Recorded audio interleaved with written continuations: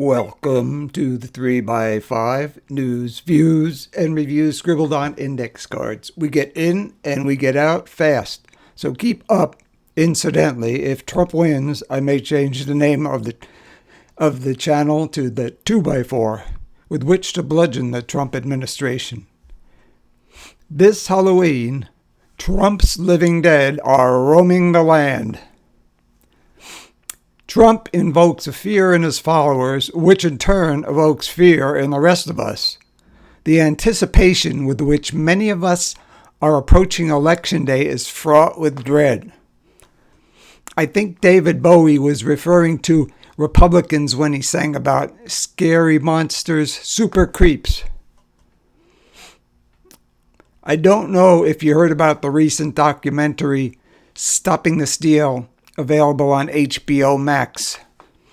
It's an extremely detailed account of how Trump tried to overturn the election results in 2020.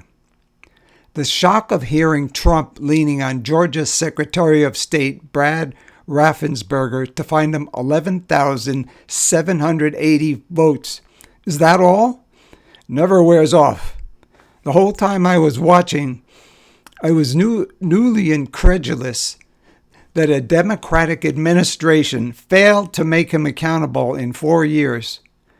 Of course, that's aside from the New York financial fraud and sexual assault cases. Yes, Trump appointed judges, threw up huge roadblocks, but the way Merrick Garland slow-walked the process, some say it was because the Department of Justice never dreamed Trump would be resurrected and thought they had time, was just outright dereliction of duty. Merrick Garland might have a name like a song, Merrick Garland, but he's tone deaf.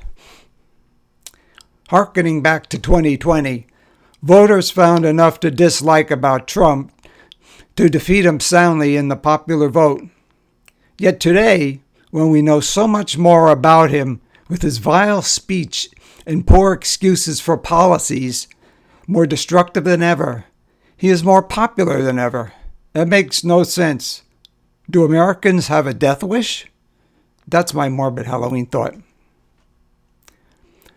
On a brighter note, I personally envision that on Election Day, the swing states will topple like dominoes for Kamala.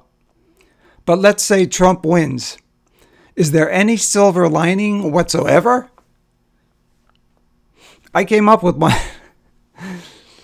At least the Republicans will not have to mobilize their election-stealing forces. We would never have to see the deranged likes of Rudy Giuliani, Sidney Powell, and John Eastman again. Maybe elections will retain their integrity, and the process won't be sabotaged again. Who am I kidding? When autocracies take control, they lock the door behind them. I will leave you with this for your consideration, and I would like an imaginary drum roll, because I haven't seen this mentioned before, even though it's kind of obvious. If vote stealing was as doable as Republicans profess to believe, they would not be spending the bulk of their resources accusing Democrats and throwing bogus claims against the wall. They would not be on the defensive. They would preemptively be stealing votes themselves. Think about that. Alas, they don't know how. Against all odds, voting procedures in the United States are well nigh impregnable. See you next time.